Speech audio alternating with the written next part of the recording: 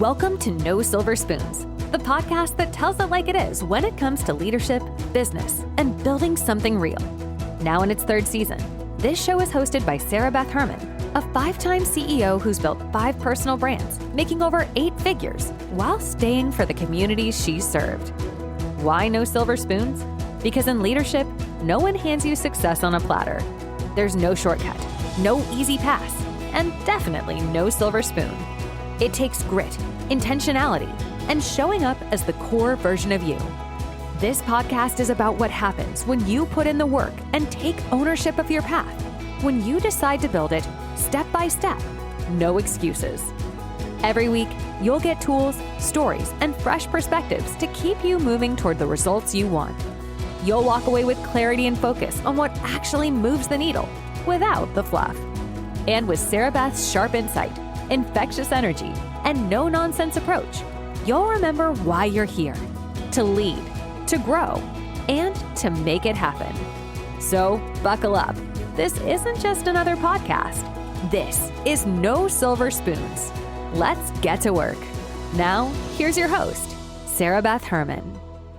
You know what shocks me these days? How rude people have become. Sometimes it feels like common courtesy has evaporated. I'll walk into a building and it's like I'm invisible. No one holds the door. If I drop something, people step over it. And then on the rare occasion someone does hold the door or hands me something I dropped, I thank them multiple times, and I am so shocked that I act like I've just witnessed some sort of rare comet in the sky. Isn't that wild? We're living in a society where kindness should be the default, yet it feels rarer than ever.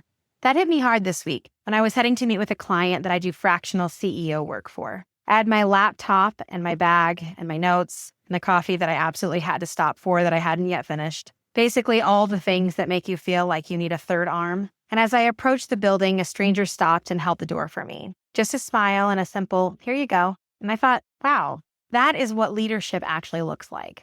Not the posture, not the alpha persona that people are trying to sell in sales trainings, but the small intentional act of making sure someone else is seen. I carried that moment with me into my client's office, where the question on the table was this: Beth, how do we keep momentum without losing our culture? And here's what I told them. Culture isn't what you write down on a wall or what you bury in a mission statement. Culture is how you treat people in the smallest moments. It's the tone in your emails. It's whether you cut people off in meetings. It's how you treat the person at the front desk or the new hire trying to learn. Courtesy, or lack thereof, is culture in action. And that's what we're going to talk about today. Courtesy is not optional. It's not soft. It's not a decoration on leadership. It's a strategy. And it's one of the most important strategies we can practice as leaders, as entrepreneurs, and as good old human beings. So when people tell me they want to improve their culture, I don't look at the posters on their walls. I look at how they treat each other when the pressure is on. Because the truth is that culture isn't what you say it is. It's what people experience. If eye rolls are tolerated in meetings, that is your culture. If sarcasm and snide comments go unchecked, that is your culture. If gossip is around every corner, that is your culture. You can have the best policies, the best mission statements, the best brand statements, the best vision. But if nobody says thank you, that is your culture. I once worked under a leader who believed that kindness was weakness. He never smiled, like ever smiled. I don't even remember him cracking a moment of laughter at anything. He never said thank you and saw that being cold was really the only way to earn respect. And yes, people feared him, but no one trusted him. Everyone acted out of fear. Out of fear we would lose our jobs, out of fear we weren't good enough, out of an urgency or a need to try to impress him in hopes that maybe we would change his mood. No one was inspired by him, and eventually people would leave. Contrast that with leaders that I've served since. Leaders who could hold you accountable but do it in a way that left your dignity intact. Leaders who smiled, who remembered names, who told you the truth but told it with care. People would run through walls for those leaders. And in my opinion, that's the difference that courtesy makes, because just like I worked for that really, really stiff, cold leader, I have also worked for some of the most incredible leaders I've ever met in my life. People who literally changed the way I lead to this day because they made such a lasting impact. Now, whenever I come up with some sort of theory where I'm like, okay, courtesy is the strategy, or kindness really does matter, I really like to do a little bit of research to see what everybody else thinks. And not because I have some sort of intrinsic thoughts that maybe I don't have a good enough idea, but because I believe so passionately in what I'm saying that I want to know if there's ever been research done on it so I can give validity to it. Because, hey, if this was just a platform where I was just coming on here and telling you all of my beliefs, how would you know if you should believe me? So let's pull in the science, because after all, this can't just be Sarah Beth's opinion. Research has to back this up. So I have 5 things after a little bit of research that I have discovered. And it says, and everything that I learned is that people judge us first on warmth, which is our intentions. And only after they do that, they judge competence, which is our ability. If people don't feel you have goodwill, your skills won't matter to them in the same way. Rudeness doesn't just hurt the person on the receiving end. Studies show that witnessing incivility lowers performance. It drains creativity, and it even makes customers view your brand more negatively. Positive emotions expand perspective. So small acts of kindness like holding a door literally broaden people's thinking and help build long-term resilience. Expressing gratitude encourages people to help again. A simple, sincere thank you starts a reinforcement loop that builds stronger teams. And lastly, doing kind acts improves well-being. Leaders who practice courtesy show up better, and teams can feel it. So kindness isn't just nice to have. It's the system that fuels trust, performance, and growth. I do want to clear one thing up. Being kind doesn't mean being a pushover. Assertiveness and kindness can absolutely coexist. Assertiveness is clarity. Aggressiveness is carelessness. You can say, this work is strong, but we're still missing blank by Thursday. Or, I hear your frustration, but our client needs this commitment. Let's figure this out now. Or, that behavior doesn't align with who we are. Let's reset. All 3 of these examples are firm, clear, and still kind. And studies prove it. Leaders who find that balance are more effective than those who are either too passive or overly aggressive. The sweet spot is being clear and respectful. That's when people feel safe and accountable at the same time. Now, you might argue with me that there are plenty of billionaires out there who are really aggressive. But I'll have to ask you, what does your turnover look like? How many times are you having to pay people to retrain, rehire, revamp? Questions to think about. Now, earlier on, when I first started recording this podcast, I would talk about my theory of something called generational leadership. If you want to learn more about it, go check out the first 10 episodes in season 1. For me, generational leadership means that what I model is what the next generation normalizes. So every micro moment is teaching. And if I shortcut courtesy because I'm rushed, I'm teaching my team that speed is an excuse to skip respect. If I let sarcasm slide, I'm teaching that it's okay to cut others down. If I blow past gratitude, I'm teaching that effort doesn't matter. But when I pause to say thank you, when I coach instead of criticize, when I slow down long enough to look people in the eye, I'm planting seeds that grow long after I'm gone. We're not just building results today.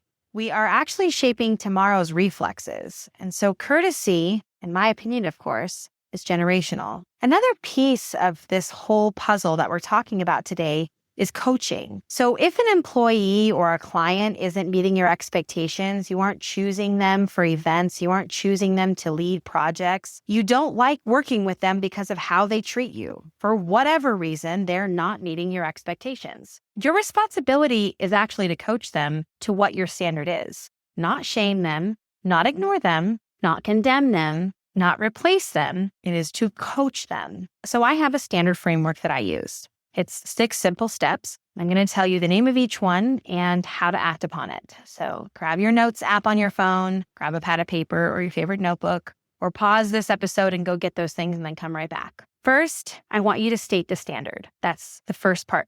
This framework goes in 6 different steps. State the standard, describe the gap, ask their story, co-create the fix, name the accountability, affirm their worth. So let's break each one down. Number 1, state the standard. This is clear, 1 sentence. What is it? What is the standard that you have that you need them to meet? Number 2, describe the gap. Just the facts. Where's the gap between the standard and where they are right now? What is it? Just facts. Number 3, ask their story. Let them talk. Again, they're not meeting your expectations. So let them know that you want to know why. Ask their story and then let them speak. Number 4, co-create the fix. You build together how you meet to your expectations. These are my expectations. These are the facts of why you're not meeting those expectations. What is your story? We're now building it together to fix this so you can get to my expectations. And number 5, name the accountability. Decide when to check in. And number 6, affirm their worth. Remind them they are capable. Courtesy makes that conversation safe.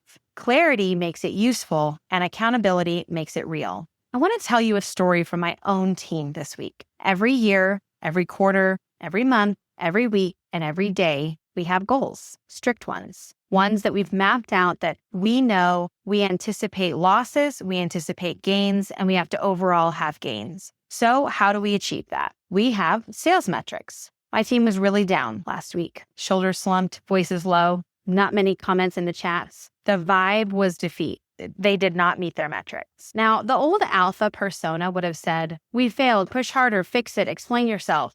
What are you going to do to fix this next week? How are you going to make this better? And in fact, I knew that there was a part of me inside that actually wanted to respond that way. Come 4:59 on Friday when I hadn't heard anything from my team and there wasn't an update on our metrics and no one was responding, I had to stop and pause for a minute because I wanted to write things like, no one responded. Why didn't you respond? We failed. Push harder. Fix it. No one's clocking out until this is done. There was a part of me that wanted to do all of that. But would that have gotten us the results we were looking for? The answer is emphatically no, absolutely not. So what I did was think about the week, how it had gone, how we had not met our metrics that week. And I recognized what the room was saying. I recognized how my team was feeling and the lack of replies and the reacting via emojis to comments and statements and goals. I realized what was going on. And I had the choice to respond assertively, command the space, demand results, but I didn't. They were already defeated. I let the weekend be. I knew that on Monday we were going to meet together for our Monday morning sales call and talk about what we were going to be going over. But before I needed to worry about Monday, I needed to make sure my team understood that I cared about today and I still cared about them. I didn't want them to live in the slump. I wanted them to know that we are not defeated. We are being prepared to receive everything that is meant for us. And when I choose to flip the script, we ask better questions like, where did conversations stall? Where did we sound surface level friendly but not genuinely connected? Where were we clear? Where were we vague? How are we approaching every client with the mindset of how can we earn your business? How can we solve problems for you? How can we make business better for you? And then we took the time to build a 10-day sprint. New outreach scripts, stronger follow-up, a different approach to our marketing efforts and our ads online, a courtesy checklist for calls using their name, pausing for silence, summarizing, setting next steps, a gratitude practice where each person thanked a teammate daily for something specific. And you know what? By the end of our sales meeting on Monday, the energy in the room had completely shifted. I even heard my team saying, you know what? My mindset was all wrong. I need to change that around. I see how I was going negative there. Courtesy is actually what changed the room. We didn't pretend the numbers didn't matter, but we turned the moment into fuel and to recognizing that if we want to win in the end, the journey is going to require trials, seasons of doubt, seasons of struggle, moments where we're not quite making the numbers, because all of that is going to teach us lessons in how we need to revamp things, how we need to get more creative,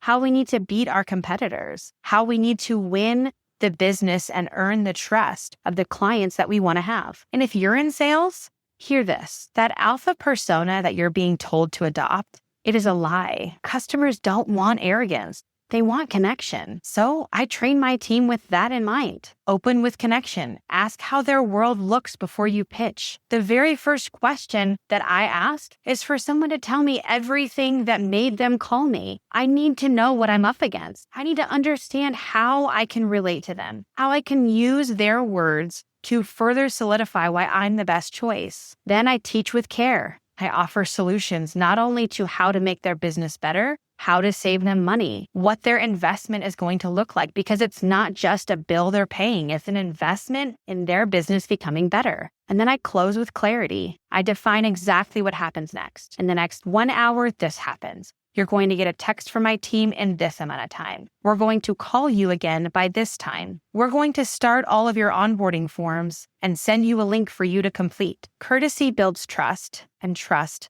sells. This week, I'm going to challenge you to reset courtesy in your life. I want you to try this 5-day reset with your team. Day 1, notice and name acts of courtesy and moments it was missing. Day 2, start every conversation with a warm connection check. Day 3, send 2 thank yous, one to a teammate and one to a client, or customer or patient. Day 4, call out the rudeness you've tolerated and decide to stop it. Day 5, practice a coaching conversation with kindness, clarity, and accountability. These small, steady steps, they equal a big culture change for you and your business. Every episode, I bring in my That's Good moment, where we recap portions of this episode that help you remember what key things I want you focusing on as you go be the best leader you can. And I want you to remember this week that you don't have to choose between being kind and being strong. The best leaders actually choose both. Courtesy is not weakness. It's strength wrapped in respect. And when we model that, we're not just leading for today, we're teaching the next generation a better way to lead.